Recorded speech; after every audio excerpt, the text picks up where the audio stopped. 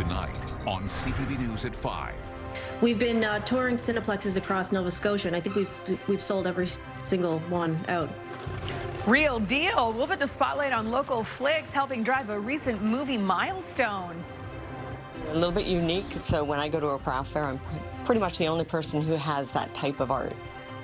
And thinking outside the shadow box, this new Minus artist makes one-of-a-kind mementos. Work with what's already there locally and then kind of just build on that. That's my goal. Plus, good enough to eat, a Halifax baker whips up stunning sweets and picture-perfect drinks. And it's drinks on ice needed for June days like this, and the heat continues tomorrow. Live from the Maritimes News Center, this is CTV News at 5. Good evening and welcome to CTV News at 5. I'm Maria Panopalis. Thank you for joining us. First at 5 tonight, box office boom. That's what movie theaters experienced last month, recording their highest May ticket sales since 2019. So what's driving the movie momentum here on the East Coast? A couple of homegrown hits are stealing the scene. Get the popcorn ready. CTV's Ryan McDonald joins us with the details. Hi, Ryan. Well, Maria, it's been a big month here at the Cineplex in Sydney, too, and a few Hollywood blockbusters are no doubt part of the reason why, but so too are a couple of Cape Breton films that put local people and local places that people are familiar with up on the silver screen. Get your popcorn ready, because last month had the highest box office revenue for any May in 7 years at Cineplex theaters across the country. I went to a couple screenings for some Q&As a week and a half ago, and the count was up to 15,000. What the hell did you get us into, Jim? That's a ballpark number from one of the creators of Little Lorraine about how many people went to see the film at the Cineplex in Sydney. And the man behind the locally made movie has some local context on what that figure means. That's like 2.5 center 200s. That's pretty awesome. We've been touring Cineplexes across Nova Scotia, and I think we've sold every single one out. I'm striving to be an influencer. Everyone knows who I am. The new Tracy and Martina movie made its debut in its hometown just a few days ago. The Cape Breton comedians say while it will be available for streaming in the fall, it's the type of flick that really pops in a theater. I think the laughter is contagious, and some of the things that we didn't even really pick up on as funny are now my favorite parts, because watching it with audiences has been a whole different experience. There is a younger generation, the Gen Zers, who have kind of rediscovered going to the movies. CTV film critic Richard Krause says people who, ever since COVID lockdown 5 and 6 years ago, knew nothing but streaming movies at home are now discovering what he calls the communal aspect of going to theaters.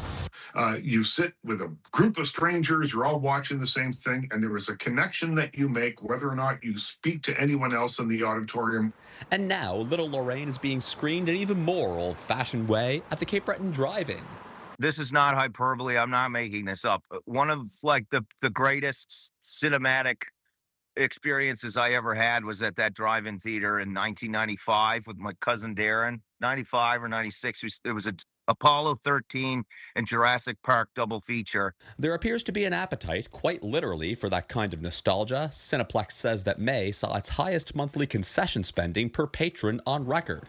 Whether it's inside a theater or at the drive-in, Adam Baldwin hopes his film can make a lasting impression in someone's memory. I hope that it sticks with some youngster up there the same way that those two movies stuck with me all these years. That's all I can hope for. But I think it's cooler than hell. And Adam Baldwin added one more thing, that he for one can't wait to see the new Tracy and Martina movie, and he figures it's another testament to the idea that Cape Breton and Nova Scotia are, as he puts it, swinging above their weight when it comes to artistic talent, and that's something that people across the country are finding out about. Maria. Oh, you bet. Thank you, Ryan. CTV's Ryan McDonald for us in Sydney. That actually brings us to tonight's web poll. This is what we're asking. How often do you go to the movie theater? Your options are frequently, occasionally, rarely, and never. Just go to ctvnewsatlantic.ca to weigh in and to see the latest poll results. All right, Todd Batt is now standing by with a look at the day's headlines. Hi there, Todd. Hi, Maria. Coming up at 6 o'clock, a St. John jury heard from the first police officers on the scene of a double murder of 2 young boys. Police testify they knew right away it was not a prank call when they arrived at the St. John address. The jury also heard the audio from the 911 call from the 17-year-old victim. We will have the latest from court at 6 o'clock. A warning tonight about imitation firearms from the Halifax police. Since the start of the year, officers have dealt with 20 incidents where young people were carrying pellet or BB guns, which, as you can see, look very much like the real thing. Police say this has to stop or someone could get hurt, even killed. That story at 6. A small business owner in downtown Halifax, well, he's had enough with street construction. It's right in front of his downtown shop, and while there's been there for some time, the city has been promising it would be all cleared away by now.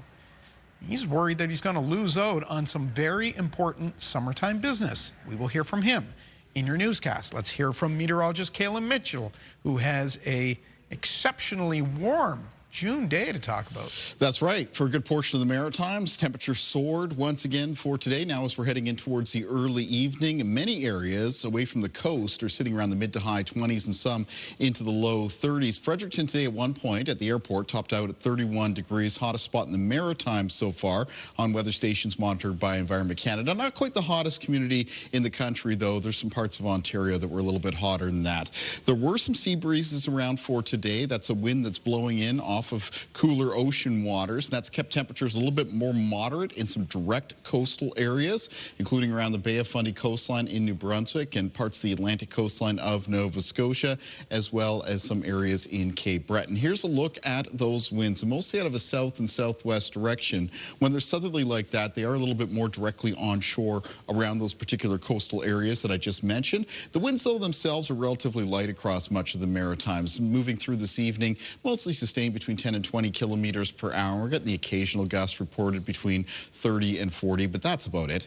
Over on radar and satellite, some cloud cover has increased as we've gone through this afternoon into this evening. It is accompanied by a chance of some showers in northern areas of New Brunswick, Prince Edward Island, and even in Cape Breton as we head through this evening.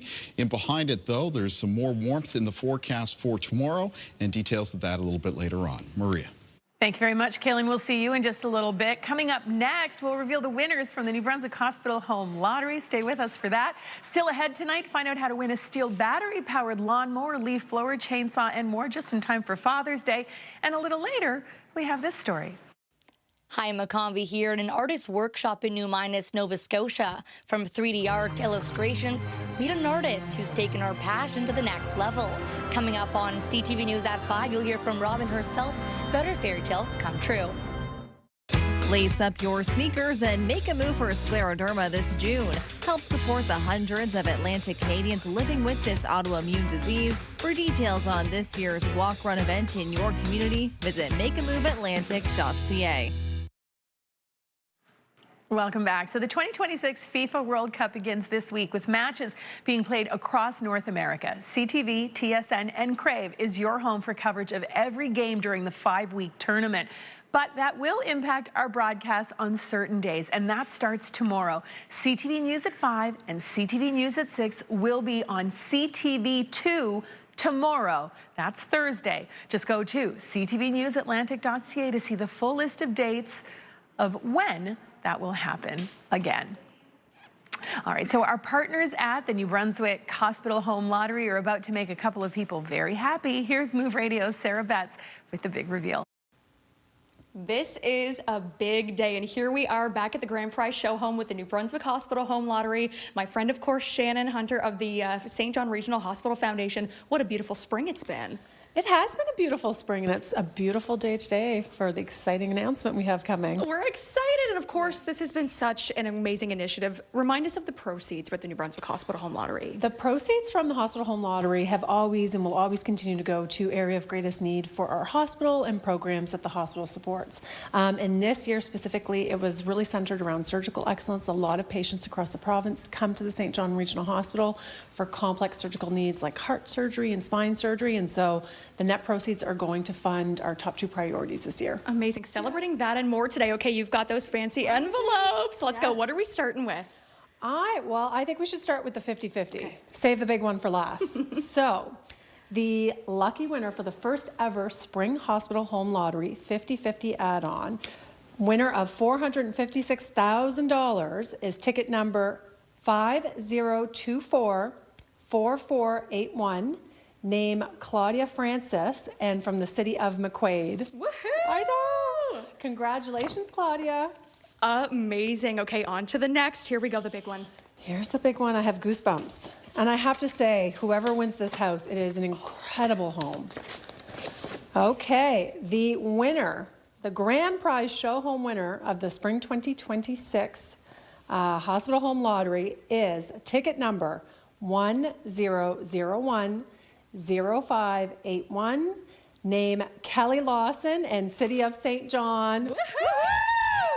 Congratulations! And full list of winners to come as well. Yes, this June, all the list of winners will be on our website, and there's over 500 prizes, so there's still lots of prizes to be won. Stay tuned, and thank you for your support of the New Brunswick Hospital Home Lottery. Oh, thank you, ladies, and congratulations to the winners. Imagine. I'm sure the prize home has air conditioning. Oh, no doubt, and they would Which have you might needed have it today. Had on for today, for sure. Very warm to hot temperatures for much of the Maritimes today. Conditions a little bit more moderate on a few parts of the coast. We're looking at, or out at here at Sellers Cove in Glenhaven, Nova Scotia. And I'm going to have more on the weather forecast coming up after this break.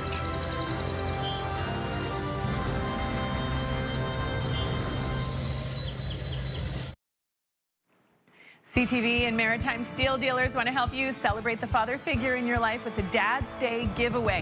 One lucky viewer will win everything they need to keep their yard the envy of the neighborhood. The prize package includes a steel battery-powered lawnmower, trimmer, leaf blower, chainsaw, and hedge trimmer.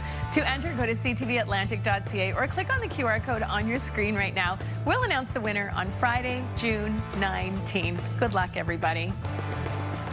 All right, Kaylin, what a gorgeous day we had today and yesterday, very hot, and I'm counting on you. I need it to last through tomorrow and into Sunday because the Halifax Greek Festival kicks off tomorrow, Thursday. Yes. Okay, well, tomorrow, no problem, okay? But on the weekend, there are some showers in the forecast. And temperature's going to be cooling down a little bit. Not what I would describe as getting cold for this time of year, but certainly back towards average.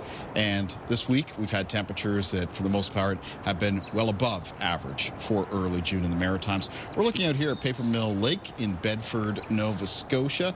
Beautiful scene. Had some sunshine through the first part of the day with some cloud cover that then increased as we moved into and through this afternoon. And that cloud cover is around the region as we're now making our way into and through the evening hours. Barometric pressure falling a little bit lower. There is a chance of some showers in northern areas of New Brunswick, Prince Edward Island, even a low chance of some showers in Cape Breton as we make our way through this evening.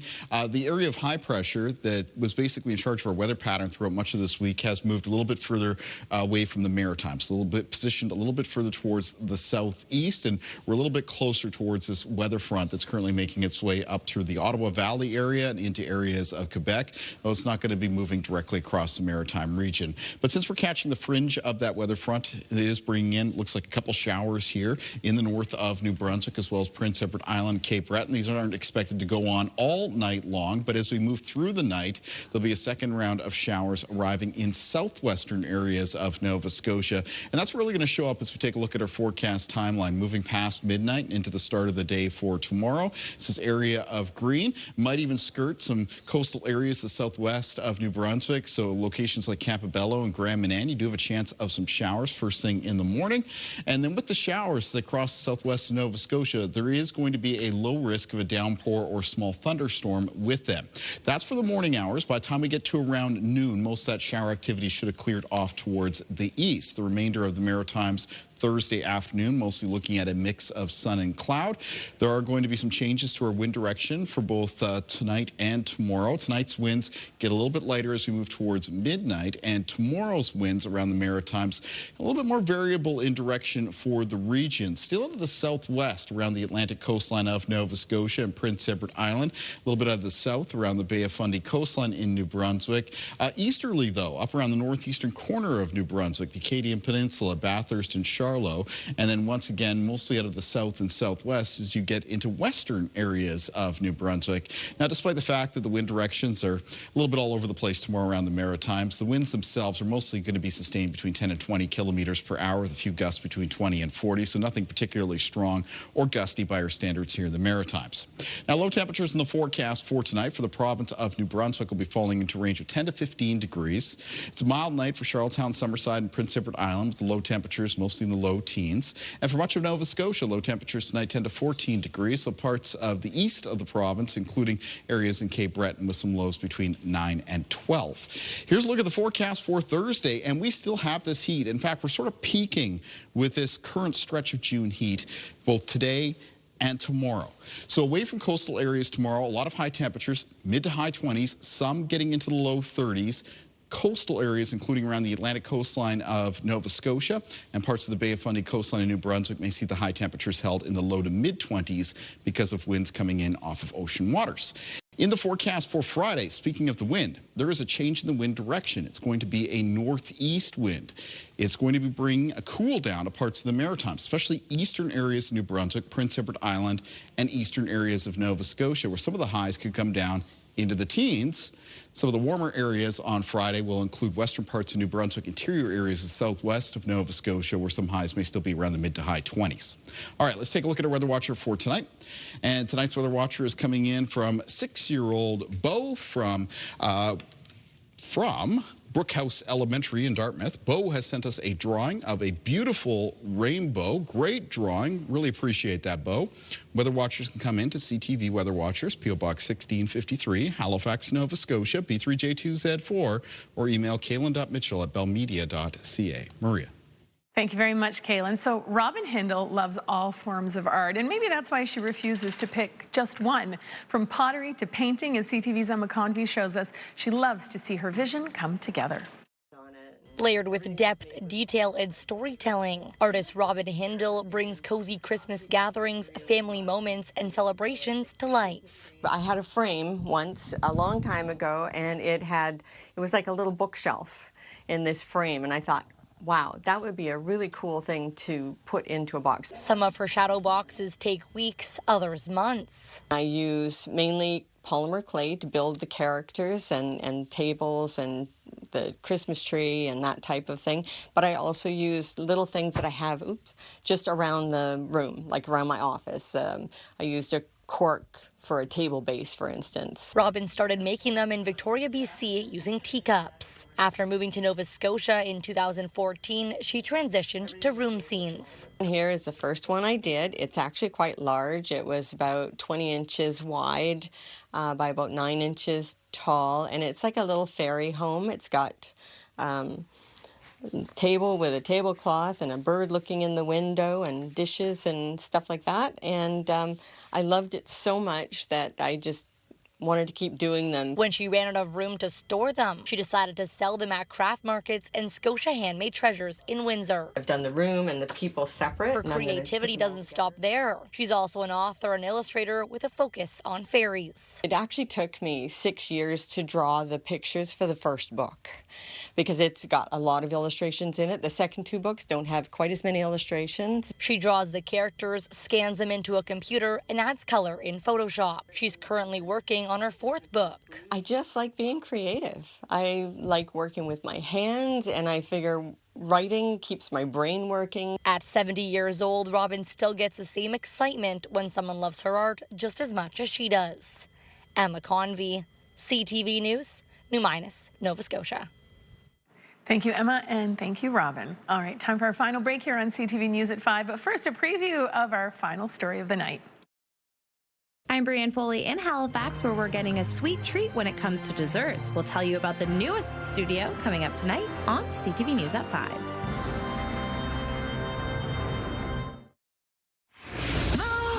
Mornings with Aaron and Peter. Our $10,000 Move It or Lose It shopping spree is back, and we want you to join us. You only have 10 minutes to spend $10,000. Qualify tomorrow at 6. Welcome back. So a local entrepreneur is betting on herself thanks to support from her friends and family. CTV's Brianne Foley introduces us to the young business owner who makes desserts that look almost too good to eat. I mainly focus on making sure that everything is not too sweet. Brianna Curry decided to turn her passion for creative desserts into a side hustle. I used to do that just for fun, for myself and for pictures. And then earlier this year I did for a friend's wedding. And people seemed to really think that I had something potential. And so I decided, you know what, I'm gonna quit my second job and kind of focus on this, make it more like a business. And that's how I started, and that's how I'm still starting. Brielle Dessert Studio is a month in, and she's already made collaborations. Partner with Creme, so they do the mini cup desserts for my dessert tables, because that's cream-based and dairy. So I would say right now I don't really cater for allergies as a whole, but I could do, if you want dairy-free, if you want gluten-free, I could do that. Desserts that appeal to the eyes as well as the taste buds. So I go with pretzels because there's like a little bit of a kick of saltiness in there, and then Rice Krispies. I make the cake pops myself, and just that's how I decided. And then also for the decor and the design and stuff, I've had inspo from other people I see online, but I'd say mainly it's from my head. I do drinks as well, non-alcoholic drinks, so depending on what they like as well. It's mostly like mocktails, and then I decorate that too, and then it's all part of the table setup. Catering personalized joy for every occasion. I would say like weddings, for sure I enjoy that. I really enjoy that. Just because it's a bit of a luxury to it, and I can just kind of do my thing. But then I would say for the treats itself, like the decorating the treats, I really enjoy baby showers. I don't know, it's also like kind of meaningful. A baby's coming to the world. She hopes to open a storefront someday. Until then, you can connect for a taste through her socials. Brianne Foley, CTV News, Halifax. This is my very first. It looks so scrumptious. It's art that you can eat. It does, doesn't It looks amazing. Beautiful, Brianna, just beautiful. I'm sure everything there is delicious, and I would certainly try much of what we just saw there. Absolutely.